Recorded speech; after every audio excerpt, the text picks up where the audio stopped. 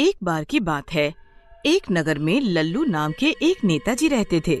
नेताजी बहुत बदमाश और मनचले किस्म के थे। जहाँ भी वे किसी औरत को देखते, उनका मनचलापन बाहर आ जाता। एक बार सोना नाम की लड़की उनके घर के सामने से गुजर रही होती है। तभी नेताजी उसको देख लेते हैं। अरे सोना, कहाँ जा रही हो? थोड़ा हमारी तरफ भी देख लो। इस इलाके के सबसे बड़े नेता हैं हम। लल्लू जी, कीचड़ की तरफ देखा नहीं जाता, उससे दूर जाया जाता है, समझे? और रोज रोज मुझे छेड़ोगे ना तो किसी दिन चप्पलों से आपकी पूजा करूंगी। सोना की बात सुनकर लल्लू को गुस्सा आ जाता है और वो सोना का हाथ जोर से मरोड़ता हुआ कहता है, सोना डार्लिंग, अगर तुम मुझे अच्छी न लगती होती तो तुम्हारा बहुत बुरा हाल करता मैं, लेकिन मैं तुम्हें पसंद करता हूँ, इसलिए छोड़ रहा हूँ। ऐसा कहकर लल्लू सोना को जोर से धक्का देता है। सोना दूर जा गिरती है। लल्लू वहाँ से चला जाता है। ये बात सोना गांव में जाकर गांव वालों को बताती है, जिसे सुनकर गांव वालों को गुस्सा आ जाता है। इस लल्लू नेता के बहुत पर निकल आए हैं, इसे ठीक करना होगा। हमारी बहन बेटियों को छेड़ता है ये। भीमा की बात सुनकर गांव वाले गुस्से में आ जाते हैं और लल्लू के घर को आग लगा देते हैं। लल्लू घर के अंदर ही होता है। अरे ये गांव वालों ने तो घर में आग लगा दी। इससे पहले मैं मरूं, मुझे यहाँ से निकल जाना चाहिए। लेकिन इससे पहले लल्लू वहाँ से निकल पाता, आग उसे घेर लेती है और वो जलकर मर जाता है। लल्लू की मौत पर सारे गांव वाले बहुत खुश होते हैं। राका भैया, कल की रात तो बहुत ही याद रहेगी। हमारा दुश्मन मर गया। अब तो हम ही इस एरिया के सबसे बड़े नेताजी बनेंगे, नेताजी। भीमा की बात सुनकर राका कहता है, सही कह रहे हो भीमा। अब तो मैं अगले चुनाव में खड़ा हो जाऊंगा और जीतूंगा भी। राका और भीमा की बात वहाँ खड़ी चुड़ैल सुन रही होती है। चुड़ैल उनकी बात सुनकर बोलती है, तो ये सब इनका किया धरा है। मैं उस लल्लू के साथ अन्याय नहीं होने दूंगी। इन दुष्टों को इनके किए की सजा दिलवा कर रहूंगी। ऐसा कहकर चुड़ैल वहाँ से लल्लू के घर की ओर चल पड़ती है और वहाँ जाकर ध्यान लगाकर बैठ जाती है। थोड़ी ही देर में पूरे गांव में अंधेरा छा जाता है और जोर से बिजली कड़कने लगती है। ये देखकर गांव वाले घबरा जाते हैं। अरे, ये सब क्या हो रहा है? अभी तो अच्छा भला मौसम था, एकदम से इतनी बारिश और बिजली कैसे कड़क रही है? लगता है कोई अनहोनी होने वाली है। उधर चुड़ैल अपनी शक्तियों से लल्लू की आत्मा को वापस ले आती है। लल्लू की आत्मा चुड़ैल से बोलती है, चुड़ैल जी, मैं आपका ये एहसान नहीं उतार पाऊंगा। आप मुझे वापस इस दुनिया में लेकर आई हैं। मैं अब उन दुष्टों को नहीं छोड़ूंगा। मैंने तुम पर कोई एहसान नहीं किया है लल्लू। उन लोगों ने तुम्हारे साथ गलत किया, इसलिए मैंने तुम्हें ये शक्तियां दी है।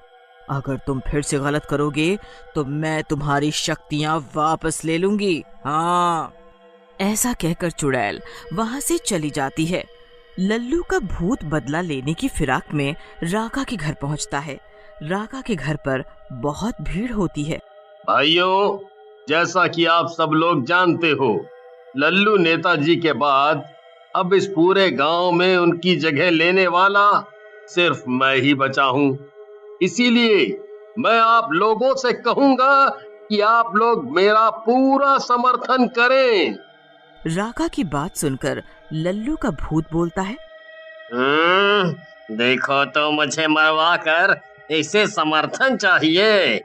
मैं अभी इसकी गेम बजाता हूँ, बस लोग यहाँ से चले जाएं। थोड़ी देर में राका की सभा खत्म हो जाती है और राका अपने घर की तरफ जाने लगता है। तभी लल्लू की आत्मा वहाँ आ जाती है। कहाँ जा रहे हो राका? अपने भाई से नहीं मिलोगे क्या? लल्लू को देख राका चौंक जाता है और बोलता है, लल्लू, तुम जिंदा कैसे हो गए? तुम्हें तुम्हें तो गांव के लोगों ने आग लगाकर मार दिया था। तुम डर क्यों रहे हो नए नए नेताजी? हम तो आपके लिए ही दोबारा आए हैं इस दुनिया में। ऐसा कहकर लल्लू राका को गर्दन से पकड़कर उठा लेता है। मुझे माफ कर दो, मुझे माफ कर दो लल्लू भैया। मैं नेता बनने के चक्कर में फंस गया था। मेरी तौबा, मेरे बाप की तौबा। आज के बाद से मैं कभी नेतागिरी नहीं करूंगा, कभी नहीं करूंगा। लेकिन लल्लू की आत्मा राका की कोई बात नहीं सुनती और उसे मार डालती है। तभी वहां राका का दोस्त भीमा भी आ जाता है। उसे देखकर लल्लू की आत्मा बोलती है, तो छोटा रिचार्ज भी आ गया। लगता है मेरा बदला आज ही पूरा हो जाएगा। भीमा लल्लू की आत्मा को देखकर घबरा जाता है। मुझे माफ कर दो लल्लू भैया, मुझसे गलती हो गई। मुझे गांव वालों को नहीं भड़काना चाहिए था। मुझे माफ कर दो भैया, माफ कर दो। लेकिन लल्लू भीमा को भी मार डालता है और वहां से चला जाता है। अगले दिन गांव वालों की दोनों लाशें टंगी हुई मिलती हैं, जिसे देखकर दीनू बोलता है, अरे सोहन, ये देखो, ये नए नेताजी और उनका चमचा दोनों ऊपर बिजली की तारों पर योगा कर रहे हैं।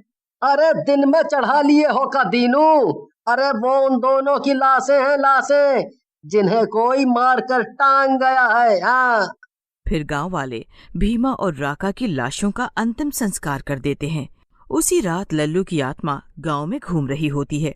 तभी उसकी नजर सोना के घर पर पड़ती है। लल्लू सोना के कमरे की खिड़की से अंदर झांकता है। सोना सो रही होती है।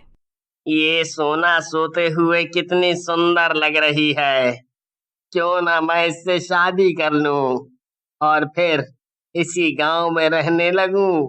मजा आ जाएगा, मजा। ऐसा कहकर लल्लू की आत्मा सोती हुई सोना को उठा लेती है और गांव के बाहर एक गुफा के अंदर ले जाती है। जब सोना उठकर बैठती है तो अपने आप को गुफा में देखकर घबरा जाती है। मैं यहाँ कैसे आई? मुझे कौन लेकर आया है? सामने आओ, मुझे यहाँ कौन लेकर आया है? सोना की बात सुनकर लल्लू की आत्मा बाहर आती है और बोलती है, तुम घबराओ मत सोना, मैं लल्लू की आत्मा हूँ। मैं तुमसे प्रेम करता हूँ। ये तुम कैसी बातें कर रहे हो लल्लू? तुम मर चुके हो और एक मरे हुए आदमी और जिंदा आदमी की शादी नहीं हो सकती। मुझे जाने दो यहाँ से, मुझे नहीं रहना यहाँ। सोना की बात सुनकर लल्लू की आत्मा को गुस्सा आ जाता है। सोना, अगर तुमने मुझसे शादी नहीं की तो तुम भी मरोगी और फिर मैं तुम्हारे मरने के बाद तुमसे शादी करूंगा। ऐसा कहकर लल्लू की आत्मा वहां से चली जाती है। उधर सोना के माता पिता सोना के घर पर न होने से परेशान हो जाते हैं और बोलते हैं, पता नहीं मेरी बेटी कहाँ चली गई। किसने उसका अपहरण कर लिया भैया, किसने?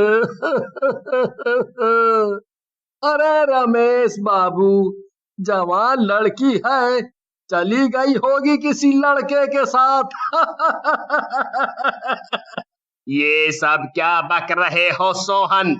सोना बेटी के बारे में तुम्हें ये सब बकवास बोलते हुए शर्म नहीं आती?